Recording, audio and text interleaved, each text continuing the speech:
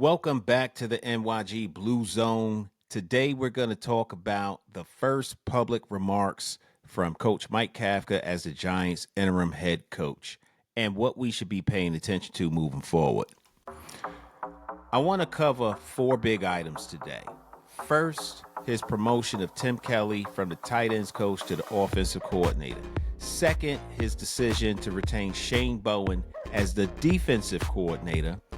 Third, his quarterback decision, going with Jameis Winston over Russell Wilson. And fourth, I want to talk about Mike Kafka's own chances of becoming a full-time head coach when this season is over.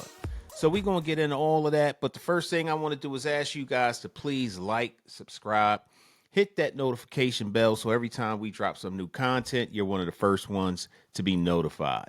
So let's start off with Tim Kelly and Mike Kafka, elevating him from the tight ends coach to the offensive coordinator. I think it's a good move. Mike Kafka said he is going to continue to call the plays, but as the head coach, he also still needs an offensive coordinator, somebody who can take command of the offense while the defense is on the field. Make sure these guys are reviewing what needs to be reviewed on the last play, what they're seeing, what they're noticing, different things that they think will be able to help to move the ball down the field or adjustments that need to be made that Mike Kafka simply can't always do while he is running the team as the head coach. Now, I didn't know a whole lot about Tim Kelly, if I'm being honest. So I did a little bit of research and I took some notes. And I came up with he worked as the offensive coordinator for the Houston Texans from 2019 to 2021. And then he went to the Tennessee Titans in 2023 before he joined the Giants as the tight ends coach in 2024. And honestly, I think he's done a decent job with Belly, with Theo Johnson, even with Chris Manhurst. Although Chris Manhurst does a good job with run blocking and sealing the edge on his own, he's continued to play well. And I would dare say he's improved in some ways in that regard. I also think he played a part in identifying Fedoni, who I think has played well. And I think that if Fedoni got some more playing time, we would see that our tight end room is a pretty dynamic one. The only thing that I will say that bothers me about our tight ends is Theo Johnson drops too many passes. We also saw Belly drop a pass, which is rare for him. He usually catches everything you throw his way. But I would like to see some improvement in the pass catching respects, their technique with catching the ball, bringing it in quickly. But I will also say that I think he has done a phenomenal job in getting that tight end room ready to fill in where the wide receivers weren't able to do so. When we lost Malik Neighbors and then we went a short period of time without Darius Slayton, we really didn't miss a beat in our passing game offensively because those tight ends came in and they played well. So you didn't really have to change the playbook up too much because you got big body guys who were good at finding those soft zones in the middle of the field, big targets and red zone opportunities. And you'll notice that the Giants' red zone efficiency is much improved this year over what it was last year. And Tim Kelly's got a lot to do with that. So overall, I don't think we're going to see a whole lot of changes in the offense. It may be tweaked a little bit by Kelly's experience, but with Kafka still calling the plays, I think that is going to be great for continuing Dart's improvement, development, and the offense as a whole. I think it's also worth noting that during Kelly's stints with the Titans and the Texans, some people said that he was a little shaky. He wasn't terrible, just a little shaky at times. But sometimes you learn and you get better. And by and large, we're going to be running the same core offense. We'll just have another voice and more ideas in the offensive scheme. And I think that can only help us. Now, item number 2. Mike Kafka has retained Shane Bowen. So, he said that he was going to keep him as a defensive coordinator. He said he sat down with him and they talked about making some tweaks to prevent late game collapses. I mean, I don't know how much more evidence we need to see before we arrive at the point that it is inevitable that he's leaving anyway. The same way it was with Dayball Why are we continuing to try to do this with him? However, it's probably the right move for him as a head coach to say, okay, you did things the Dayball way. Now we're going to try things my way. I think Bowen is on a short leash, and I think this is a perfect opportunity for Mike Kafka to show ownership that he's truly in command, in command of this team. And he will take ownership of the direction that the team goes, including the defense. So with this sit down and the tweaks that he's proposed to his defensive coordinator, because it's his team now, we'll see how that all plays out. But we can't have any more collapses once once the offense has given you 10 plus point leads into the fourth quarter and you fall apart and lose the games. We can't have that. We need to have better discipline. We need to have better schemes. We can't have repeats of plays that didn't work weeks before where we gave up and blew big leads, and we need to tackle better. So we need to see a few things improve, and it's Kafka's turn to show that he can coach his defensive coordinator and provide some of the tools that he needs in order to make improvements in those areas so we don't have these late game collapses again. I don't know. Are we going to see any more blown leads? We better not. Will these closing drives issues continue? Will the Giants be able to tackle better? We need to see something more than what we've seen.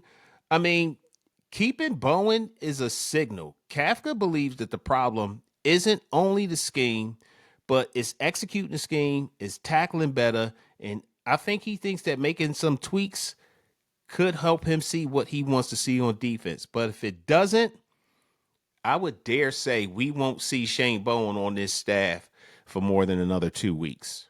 I would dare say that. Number 3, Kafka decided to start Winston over Wilson. So that was one of the happiest moments for me about his press conference. And I've been on record saying that I like Russell Wilson, but his days are over. I don't even think he's going to find another job in the league after the performances he's put on film this year, with the exception of the Dallas game. And Dallas's defense is awful. But with the exception of that game, he has not looked good out there. He looks completely disjointed as a quarterback, and you need him out of everyone on the field, except for maybe your left and right tackle. You need him to have complete command of what's going on, and he just doesn't seem to have that. So when he announced that Jameis Winston was starting and Russell Wilson was going to be his backup while Dart's in the concussion protocol, I was very pleased, very pleased. And I don't think we're going to see Jackson Dart till maybe week 12. It may not be until week 13. Who knows? So this concussion that Jackson Dart received, it really creates an opportunity for Jameis to showcase his talents. I mean, he was the overall pick in the 2015 draft, and he came out hot, right? So he's got a lot of experience. He knows how to read defenses. He has a nice deep ball, and he can scramble when he needs to. In his career, he's got 24,225 passing yards and 154 touchdown passes. Now, he also has a ton of interceptions to boot, but this guy has played in many different systems. He's seen many different defenses. There aren't many disguises that's going to trick him into throwing in the double and triple coverage. He might do that on his own, but I think that Jameis Winston gives us a much better opportunity to win the game than Russell Wilson does. I also think that Jameis Winston fits our offensive scheme much better than Russell Wilson. And this is clearly the reason why, while Dart is not playing, Kafka went to Jameis. And it's important to note, Kafka didn't commit to leaving Jameis at the 2 when Dart returns, although I think he should, but it's smart. It's that head coach type of approach when he was asked that question at the press conference. And it says he wants to see how it plays out. It's a very cerebral way of answering the question, and I think it was the right way. I think he's going to leave him at the 2, but you don't say that. on your opening press conference as the interim head coach. So, number 4, Mike Kafka's chances of becoming the full-time head coach of the New York Giants at the conclusion of this season. So I don't know if I need to say this again, but Mike Kafka was one of the hottest offensive minds, still is probably in the league, but he has been on many interviews for head coaching jobs. He even had a second interview with the New Orleans Saints. He's going to be a head coach probably as soon as next year in this league. And other teams are looking at Mike Kafka the same way we are looking at the Jesse Mentors, the Joe Bradys, and other teams, even the Mike McDaniels. They're looking at him in the same way. So when they asked him how he felt about being a head coach here moving forward, he gave another head coach type response. He said his focus is only on the players, and it would be selfish of him to think about anything else. That's the answer that you want to hear. Right now, he's focused on these players and winning this game on Sunday. Whether or not they win or not is irrelevant, is immaterial. But his mindset is the mindset that you want to have. Now, I'm not saying that I'm endorsing him to become the next head coach. What I'm saying is he's giving the right answers at this time. He's making the right moves at this time. He made some of the right decisions. It may be unpopular, but I also think in hindsight, when I really think about it, as much as I think Shane Bowen should be fired, that's a fan-influenced decision. That's not a coach's influenced decision. As the head coach and him not having him as his DC for any games, and he knows the information that's been funneled to Bowen from Dable that we aren't privy to, he may have some ideas of things or ways to relay a message and what he thinks is different. It works better with Bowen than it did with Dable. Let's see how it plays out. So while I would have fired the motherfucker on day one, I understand why Mike Kafka made the decision of, no, we're not going to do that right now. We're going to tweak these things. We're going to have a discussion. I'm going to tell him what I want to see. And if it doesn't work out after that, that's when they'll make the decision to move forward. Can't say I disagree with him. So at this point, it looks like Kafka is pretty much going to be, in a way, auditioning for the remainder of the season to be the Giants' new head coach. What metrics are going to be employed to decide whether or not he has done enough to earn that job? Is it going to be how many wins they have, how the team responds to him as the head coach? Is it going to be the continued development of some of these players? Does he have a specific win count? Does he just need to show overall improvement of the team, better tackling, better execution of plays, better special teams, better clock management, better decisions with personnel? What's it going to be? The Giants, what are they looking at? This is what I'm looking at, but what is the front office looking at? What is Joe Shane looking for? I don't know. Will Joe Shane even be here? I don't know. I don't think Joe Shane is necessarily safe. His first 2 seasons as the general manager, he did a terrible job. It wasn't until his second 2 seasons, 24 and 25, that he actually got players that we can depend on. But he has been woefully inept in free agency and during the draft in his first 2 years as the GM. And don't even get me started on how much talent he allowed to walk out of the door. So what do you think? If you're a Giants fan, do you think that Kafka would want to stay here or he would want to get a job in another place? I mean, contracts and all of those things matter too, but do you think he would want to stay here? Some would say absolutely. When everybody thought that he was going to leave based on the friction that he too had with Brian Daboll, but he decided to stay, people were shocked. So he may have some sense of allegiance to the New York Football Giants that will play a huge role in what if he's given a decision to stay or go, whether or not he would want to stay here. So in closing, Tim Kelly being promoted to the offensive coordinator. You got Shane Bowen. He's still going to stay. You got Jameis Winston getting the start. And you got Mike Kafka coming in as the head coach. He's got a lot of things to prove.